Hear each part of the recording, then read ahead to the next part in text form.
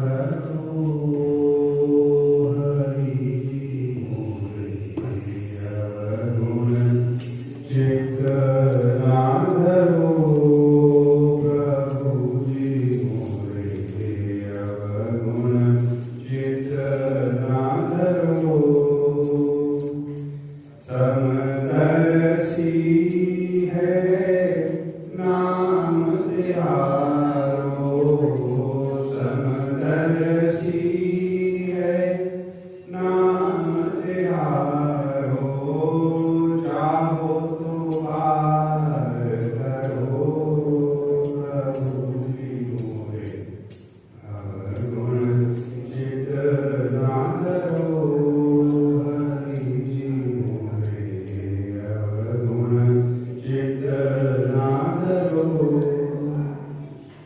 एक नदिया एक नार कहावत, एक नदिया एक नार कहावत, मैं नीर भरो प्रभु जी मोरे, अवगुण चित ना धरो हरि जी मोरे, अवगुण चित ना धरो।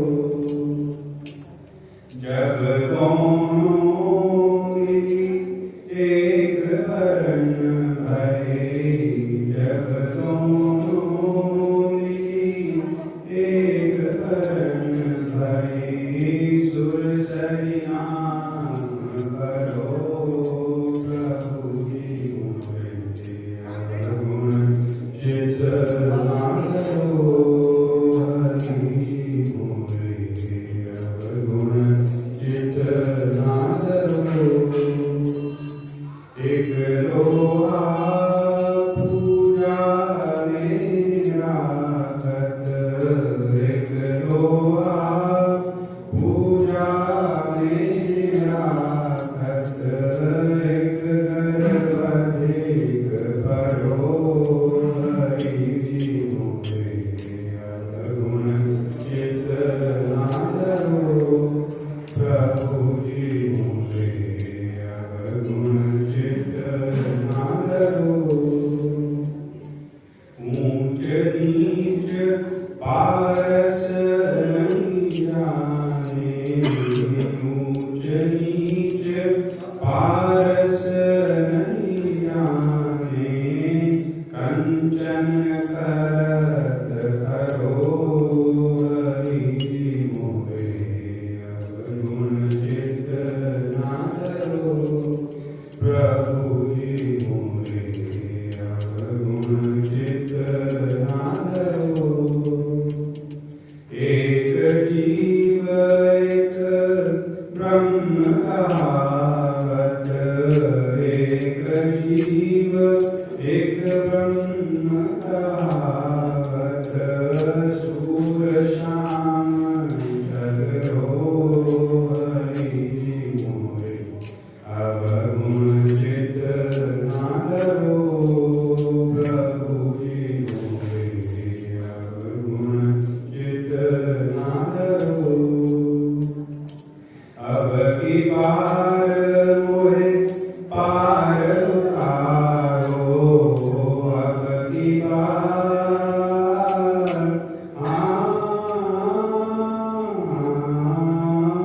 अब की बार मोहे पार उतारो, नहीं प्रण जाग करो हरि जी मोरे, अवगुण चित ना धरो प्रभु जी मोरे, अवगुण चित ना धरो प्रभु जी मोरे, अवगुण चित ना धरो।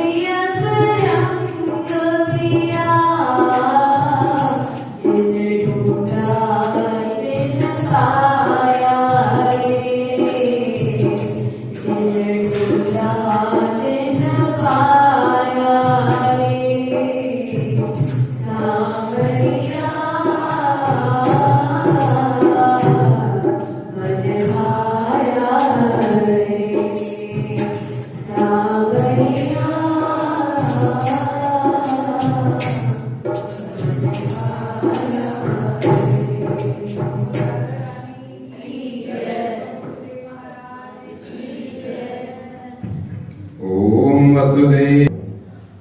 श्री सद्गुरुदेव भगवान के श्री चरणों में साष्टांग दंडवत प्रणाम है। पूज्य गुरु महाराज के श्री चरणों में कोटि नमन। उपस्थित समस्त भगवत भक्तों को जय श्री कृष्ण। गीता जयंती महोत्सव के अंतर्गत आज 17वां दिन है और आज और कल 2 दिन 2 मंत्रों की व्याख्या होगी। तो आज का मंत्र यो न हिस्यति न द्वेष्टि न शोचति न कांक्षति शुभाशुभ परित्यागी भक्तिमान्यः समे प्रियः समः शत्रौ च मित्रे च तथा मानापमानयो शीतोष्ण सुख दुखेषु समः संग विवर्जितः। इस पर अपने भाव व्यक्त करने के लिए मैं दिव्यांश ठाकुर को आमंत्रित करता हूँ कि 5 मिनट के अंदर अपने जो भाव है वह भक्तों के समक्ष रखें।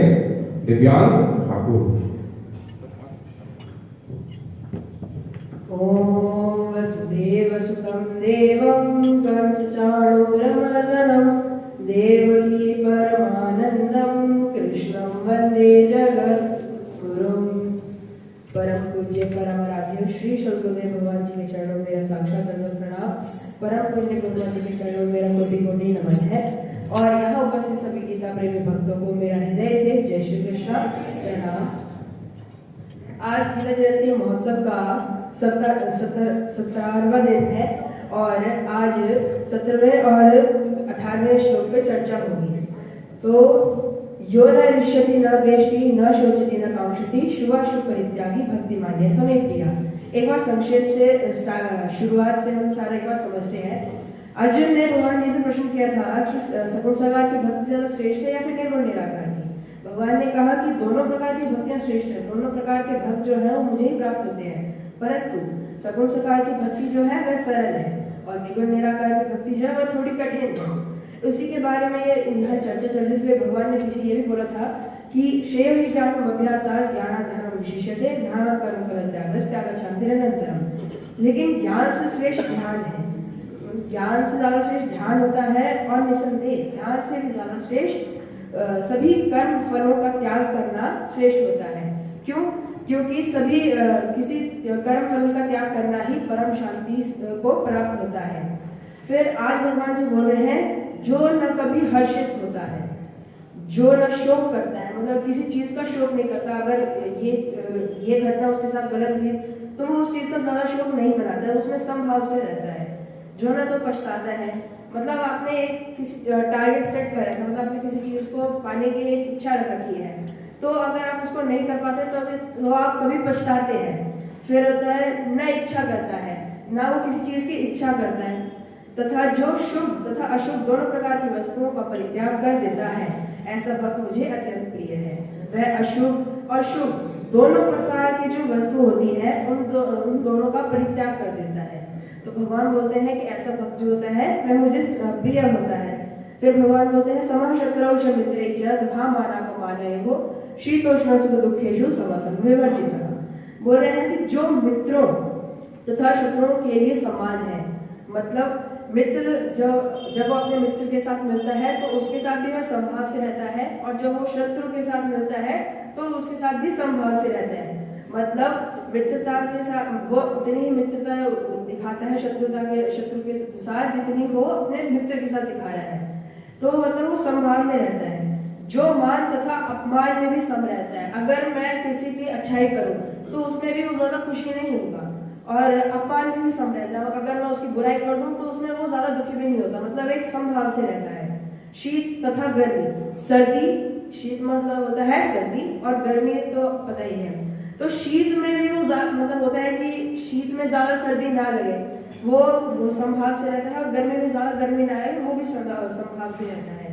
सुख तथा दुख, सुख में अगर उसको सुख मिलता है तो वह ज्यादा खुशी नहीं होता है, वो उतना ही रहता है, मतलब उसको सुख मिल गया ठीक है, दुख मिलता है तो भी ठीक है, वो दोनों चीजों में समभाव से रहता है। यश तथा अपयश में समभाव रखता है, और जो दूषित संगति को सदैव मुक्त रहता है, या उस दूषित संगति से सदैव अपना छुटकारा पा लेता है। भगवान कहते हैं ऐसा पुरुष जो है मुझे अत्यंत प्रिय है। इन्हीं शब्दों के साथ अपनी वाणी को विराम देता हूँ।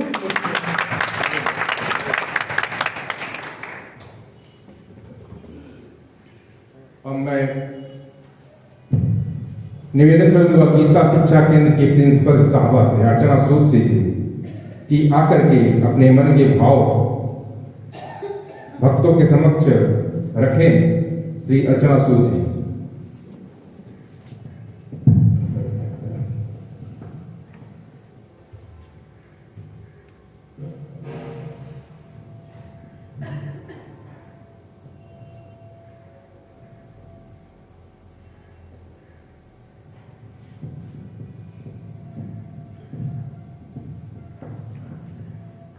मंदिर दीर्घा में बैठे हुए सारे गीता प्रेमियों को मेरा शुभ प्रभात और जय श्री कृष्णा।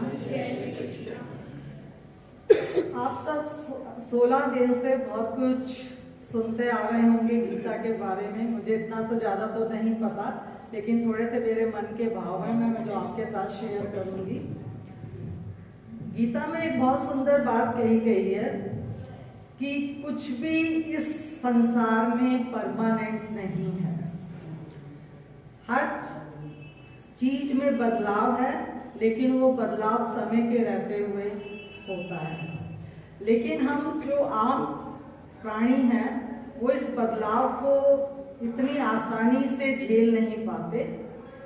लेकिन जो गीता को पढ़ते हैं, सुनते हैं, आत्मसात करते हैं और अपनी प्रैक्टिकल लाइफ में उसको इम्प्लीमेंट करते हैं, उनके लिए ये बदलाव को समझना, झेलना बहुत आसान हो जाता है। क्योंकि उतार चढ़ाव तो जिंदगी में हर किसी के साथ में आते रहते हैं।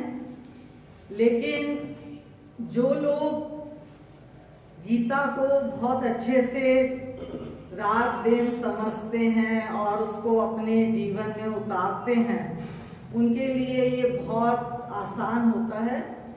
तो इसलिए बदलाव को झेलना और उसमें से निकलना, क्योंकि गीता एक भगवान के मुखारविंद से निकला हुआ एक महाकाव्य है जो कि हमें जीवन जीने की कला सिखाता है। हर लाइन में बहुत कुछ सीखने को मिलता है, लेकिन हम सिर्फ पढ़ते हैं और उसको आत्मसात करने की बहुत कम लोग कोशिश करते हैं, जो कि बहुत इम्पॉर्टेंट है। कि ठीक है, पढ़ना भी एक इम्पॉर्टेंट पार्ट है, लेकिन उसको अपनी लाइफ में इम्प्लीमेंट करना उससे भी बहुत इम्पॉर्टेंट बात है, जो कि हर कोई नहीं कर पाता। तो हमारी यही कोशिश होनी चाहिए कि हम उसको अपनी रोज की जो जिंदगी है जिसमें कि बहुत कुछ चलता रहता है, उसमें उसको इम्प्लीमेंट करें तो हमारे लिए बहुत जीवन जीना आसान हो जाएगा। तो सबसे इम्पोर्टेंट जो लाइन मैंने जो समझी या पढ़ी कि ये जो बदलाव है उसको हम अच्छे से समझें क्यों हो रहा है, क्योंकि ये जो भी हो रहा है भगवान की इच्छा से ही हो रहा है, उसके बिना कुछ नहीं होगा। अच्छा है या बुरा है ये सबके साथ होगा। और मैंने जो यहाँ पर 31 साल हो गए हैं मुझे इस शिक्षा केंद्र में काम करते हुए, और मैंने भी अपने इस दौरान, इस यात्रा के दौरान बहुत कुछ देखा है, बहुत कुछ सीखा है, बहुत कुछ समझा है। और मेरे साथ भी बहुत उतार चढ़ाव आए थे, लेकिन शायद भगवान की कृपा रही और गुरु माँ का भी आशीर्वाद रहा, और गुरुजी से भी मैं मिली हुई हूँ, बहुत साल तक हम उनके साथ रहे हैं। तो शायद उनकी कृपा से मैं इस दौर से आसानी से निकल गई, क्योंकि मैं भी बहुत डिस्टर्ब हुई थी। लेकिन ठीक है, इतना तो मुझे गीता का नहीं पता, और मैं भी कोशिश करती हूँ कि इन सब चीज़ों को मैं अपनी प्रैक्टिकल लाइफ में उनको इम्प्लीमेंट करूँ, जो भी गीता के टीचिंग्स हैं, प्रीचिंग्स हैं। तो आप सब गुरु माँ से सुनते हैं, समझते हैं, तो इतना तो मैं आप लोगों को कुछ नहीं कहूँगी। सिर्फ ये सब इंडिविजुअल को ही अपने जीवन में उतारना है कि हमने कैसे अपनी लाइफ को अच्छे से जीना है। क्योंकि जो भी ग्रंथ हैं हमें सब अच्छा ही सिखाते हैं। बात यह है कि हमने उनको ग्रहण कैसे करना है। जय श्री कृष्ण।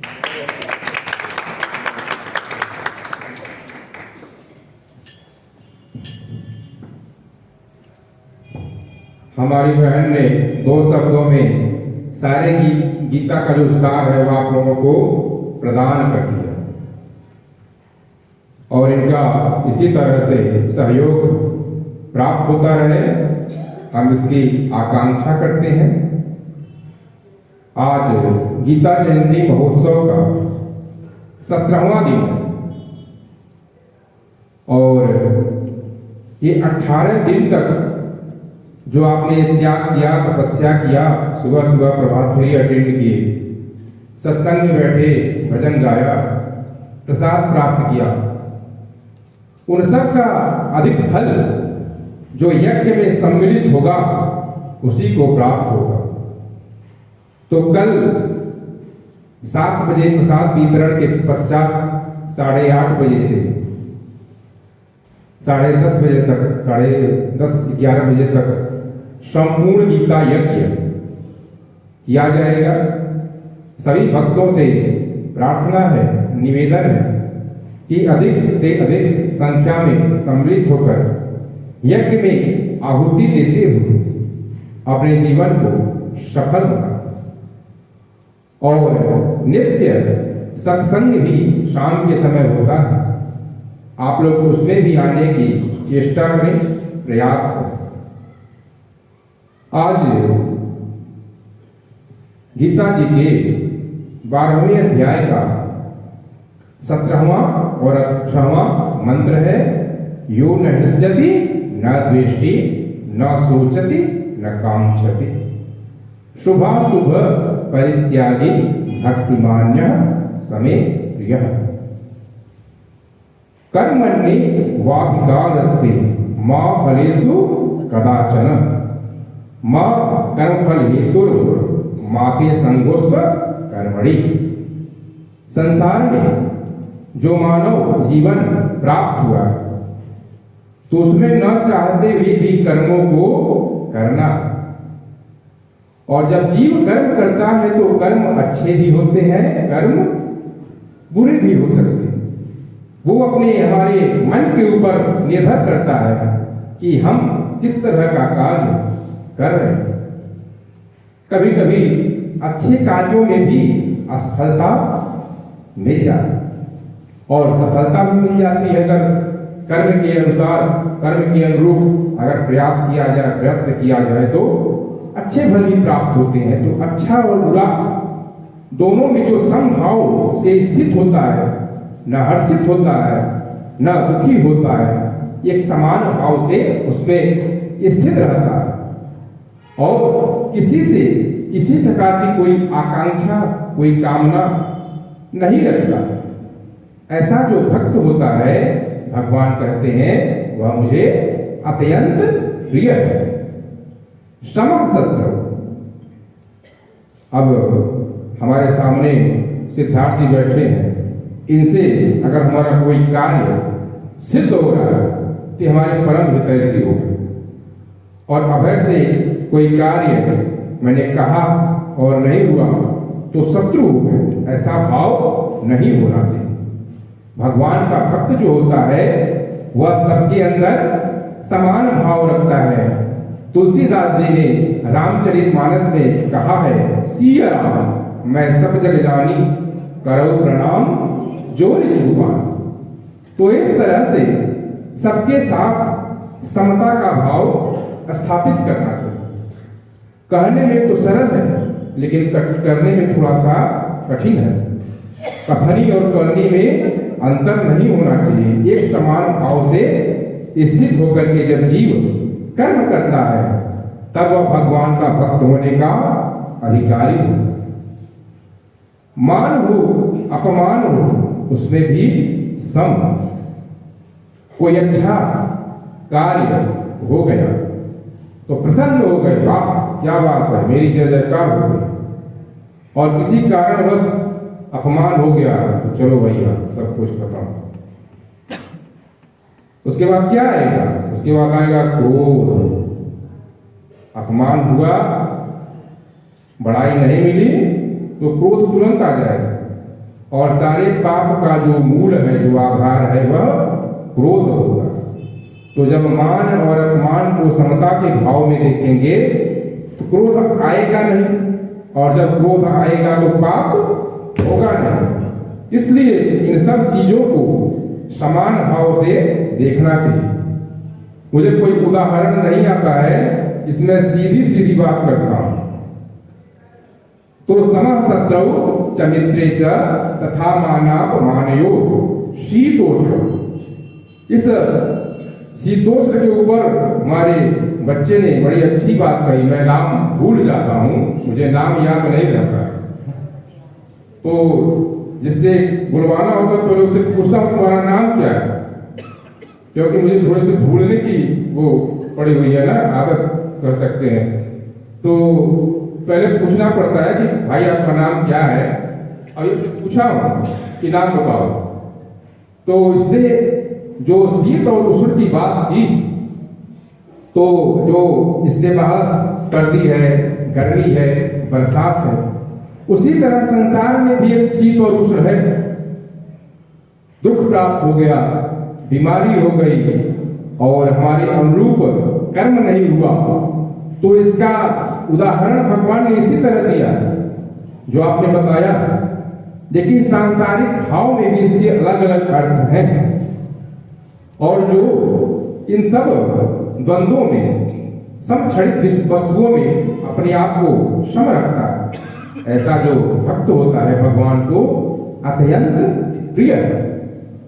तो गीता जी के 12 अध्याय के अंदर जो 19 मंत्र है, पहला मंत्र जो था वो तो अर्जुन ने प्रश्न किया था, उसको छोड़ दे तो 12 अध्याय का 19, 13वें अध्याय का 34, 14वें अध्याय का 20, ये पूरे मंत्रों में भगवान ने अर्जुन के सगुण और निर्गुण ब्रह्म के ऊपर उन्होंने 74 मंत्रों में अर्जुन को इस प्रश्न का उत्तर दिया।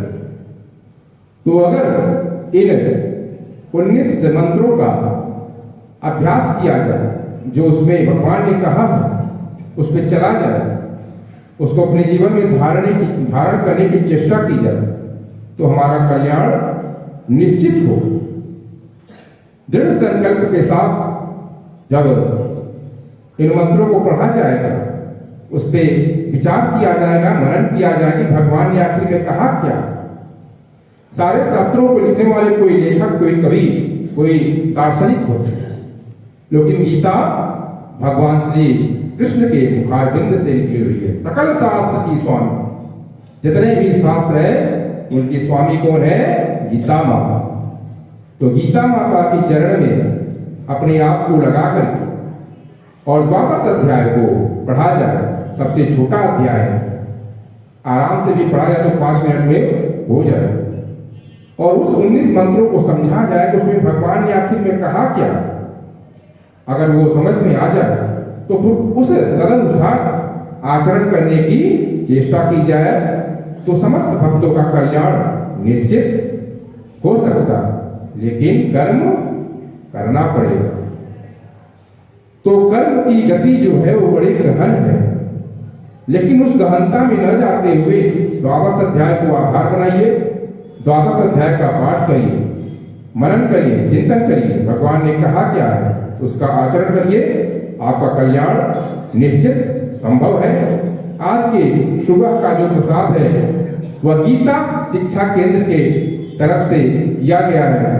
प्रिंसिपल साहिबा सामने बैठी हैं, हमारे आश्रम की जितनी भी शिक्षिकाएं हैं, कुछ बहनें हमारे सामने उपस्थित हैं। मैं सबका सादर धन्यवाद करता हूं और सबसे निवेदन करता हूं कि कल अंतिम आहुति में आप सभी लोग सम्मिलित हों और पुण्य लाभ को अर्जित करें, और इसी तरह गीता शिक्षा केंद्र की सेवाएं हर कार्यक्रम में, हनुमान जयंती, गीता जयंती में आप देख ही रहे हो, और भी श्रावण मास में महीने भर का रुद्राभिषेक चलता है, उसमें भी गीता शिक्षा केंद्र की अहम भूमिकाएं होती हैं, और समय समय पर गीता शिक्षा केंद्र का हमको जो है साथ मिलता है। हमारे साथ चलने का पूरा प्रयास करते हैं।